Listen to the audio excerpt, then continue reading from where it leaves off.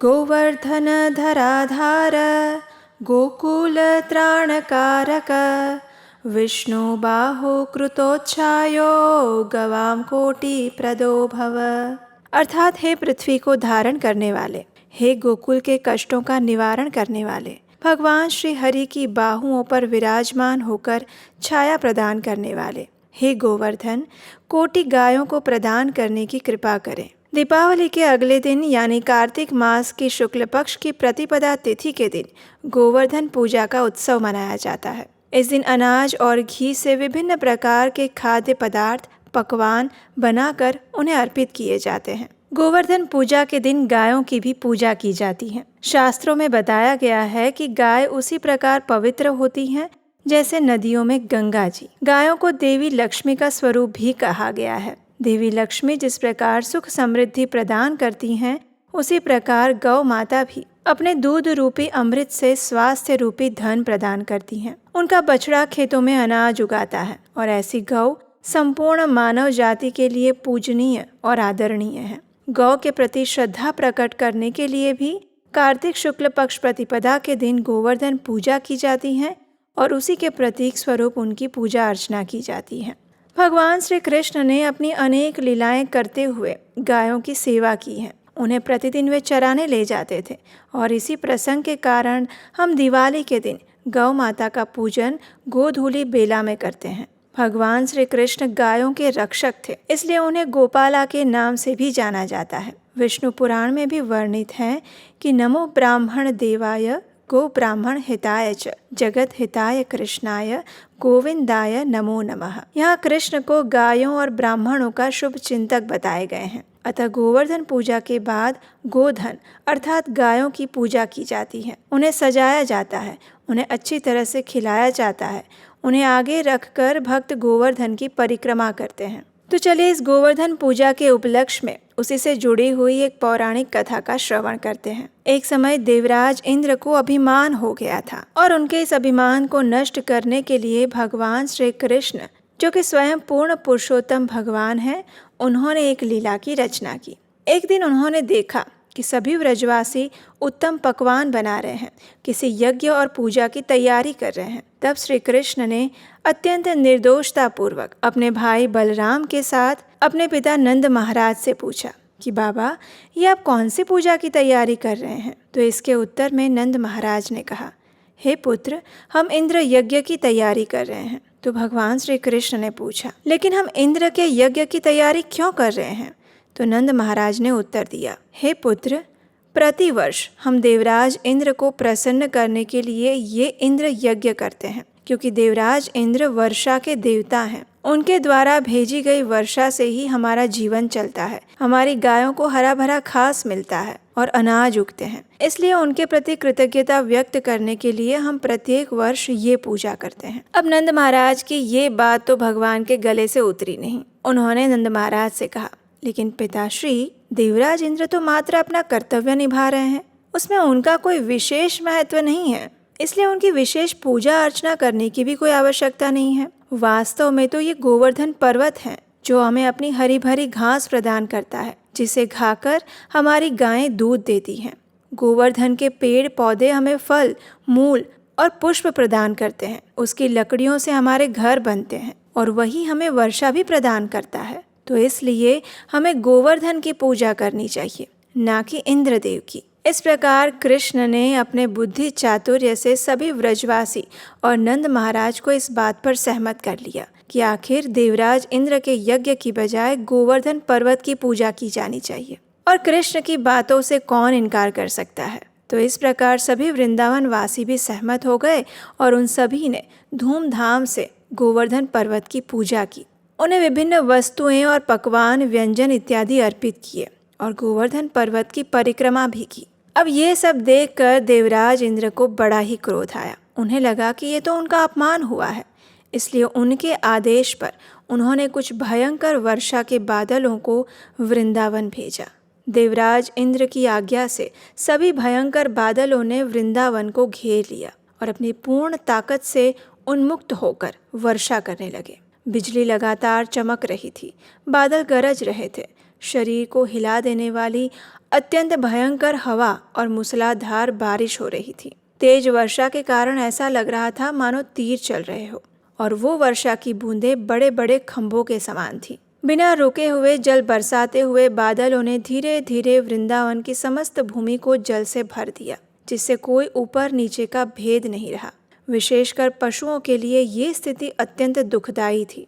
बारिश के साथ साथ आंधी भी चल रही थी।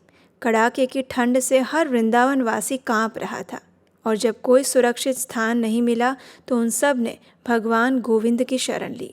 इस मूसलाधार बारिश से व्यथित गायों ने अपना सिर नीचे कर लिया और अपने बछड़ों को अपने शरीर के नीचे छिपाकर भगवान के परम व्यक्तित्व के कमल चरणों में शरण ग्रहण की। उन्होंने प्रार्थना की, हे प्रिय कृष्ण, आप सर्वशक्तिमान हैं, अपने भक्तों के प्रति अत्यंत दयालु हैं, कृपया हमारी रक्षा करें। जो क्रोधित इंद्र की अत्यधिक पीड़ा से हम पीड़ित हैं। इस प्रकार इन सबकी प्रार्थना सुनकर श्री कृष्ण समझ गए कि इंद्र यज्ञ की अपूर्णता के कारण इस प्रकार देवराज इंद्र ने तूफानी हवाओं और बर्फ की भारी बारिश के साथ मूसलाधार वर्षा की है। वे समझ गए कि इंद्र ने जानबूझकर इस प्रकार अपना क्रोध प्रकट किया है। इसलिए उन्होंने निश्चय किया कि इंद्रदेव ने स्वयं को सर्वोच्च मानते हुए अपनी महान शक्ति दिखाई है, लेकिन मैं उन्हें अवश्य शिक्षा का पाठ सिखाऊंगा। मैं उन्हें ये अवश्य बताऊंगा कि सर्वोच्च भगवान कौन है, और मैं अपने भक्तों की रक्षा अवश्य करूंगा। वृंदावन के सभी भक्त मेरे प्रति पूर्ण शरणागत हैं, मैं उन्हें इस संकट में कभी नहीं छोड़ सकता। इस प्रकार सोचकर भगवान श्री कृष्ण ने सभी व्रजवासियों को गोवर्धन की शरण में जाने के लिए कहा, और उस समय श्री कृष्ण ने गोवर्धन गिरी को एक हाथ से उठाया, जिस प्रकार एक बच्चा जमीन से पत्ता उठा लेता है। भगवान ने अपने बाएं हाथ की सबसे छोटी उंगली के नाखून पर इस गोवर्धन पर्वत को धारण किया, और फिर सभी भक्तों को संबोधित करते हुए कहा, हे मेरे प्यारे भाइयों, मेरे पिताश्री और सभी वृंदावन वासी, आप सभी इस गोवर्धन गिरी के नीचे सुरक्षित रूप से आ जाइए, जिसे मैंने अभी उठाया है। आप सबको ये भय नहीं है कि पर्वत मेरी पकड़ से गिर जाएगा। आप चिंता ना करें। जिस मूसलाधार वर्षा और तूफानी हवाओं से आप सब पीड़ित हैं, इस कारण से मैंने उसे एक विशाल छत्र के समान प्रकट किया है। मेरा मानना है कि ये तैयारी आपको तत्काल आपदा से बचाने के लिए उपयुक्त है। आप सभी अपने अपने पशुओं और धन सामग्री के साथ इसके अंदर आ जाएं। इस प्रकार भगवान के कहने पर सभी वृंदावन वासी उस महान पर्वत के नीचे प्रवेश कर गए और अपनी संपत्ति और पशुओं को सुरक्षित और स्वस्थ पाया। वहाँ वृंदावन के निवासी पूरे 7 दिन तक भूख प्यास या बिना किसी परेशानी के वहीं पर रहते रहे। भगवान श्री कृष्ण ने 7 दिन और 7 रात्रि तक उस गोवर्धन पर्वत को उठाए रखा। इस समय में सभी वृंदावन वासी चिंता मुक्त होकर श्री कृष्ण के दर्शन का रसपान कर रहे थे। वे सभी प्रसन्न थे, और ये सब देखकर देवराज इंद्र को बड़ा आश्चर्य हुआ कि आखिर कृष्ण ने अपने बाएं हाथ की छोटी उंगली पर पर्वत को कैसे पकड़ रखा है। भगवान श्री कृष्ण की इस असामान्य यौगिक शक्तियों को देखकर देवराज इंद्र को अपनी भूल का एहसास हुआ।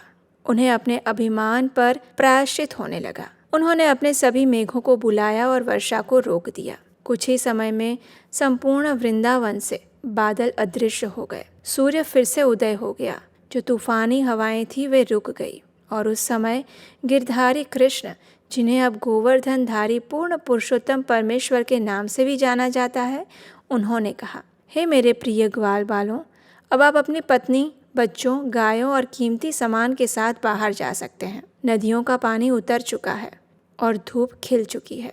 तत्पश्चात सभी वृंदावन वासियों ने अपने सभी साज सामान, बैलगाड़ी और पशुधन के साथ धीरे धीरे बाहर प्रयाण किया। जब सभी लोग बाहर चले गए तो भगवान श्री कृष्ण ने धीरे से गोवर्धन पर्वत को उसी स्थान पर रख दिया जिस स्थिति में वो पहले था। जब सब कुछ पहले जैसा हो गया तो सभी वृंदावन वासी श्री कृष्ण के पास गए और बड़े ही आनंद के साथ उन्हें गले लगा लिया। गोपियाँ, जो कि स्वाभाविक रूप से कृष्ण से इतना प्रेम करती थी, उन्हें आंसुओं से मिश्रित दही अर्पित करने लगी।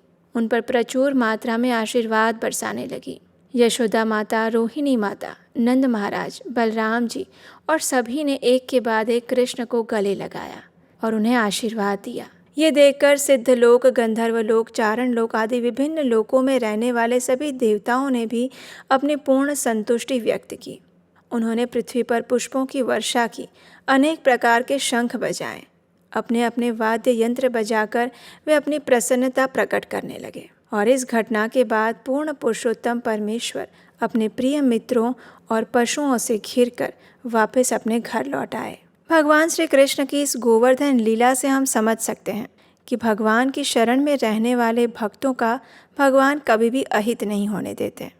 जो भी भक्त उनकी संपूर्ण शरणागति स्वीकार कर लेता है, उनके अनुरूप जीवन यापन करता है, उसे फिर इस भौतिक संसार के कोई भी कष्ट, कोई भी दुख और दर्द, पीड़ा नहीं पहुंचा सकते। और इसीलिए तो कहते हैं कि भगवान के भक्त निर्भय बन जाते हैं, क्योंकि उन्हें भगवान द्वारा पहले ही अभय दान दिया जा चुका होता है। तो ये थी आज की गोवर्धन पूजा विशेष पौराणिक कथा। ये कथा अगर आपको अच्छी लगी है तो इस वीडियो को लाइक कीजिएगा, अपने मित्रों और परिवारजनों को भी शेयर कर दीजिए। ऐसी ही सुंदर प्रमाणभूत पौराणिक कथाएं सुनते रहने के लिए आपके अपने इस चैनल को सब्सक्राइब कर लीजिए। नीचे बेल आइकन दबाकर नोटिफिकेशन ऑन कर लीजिए।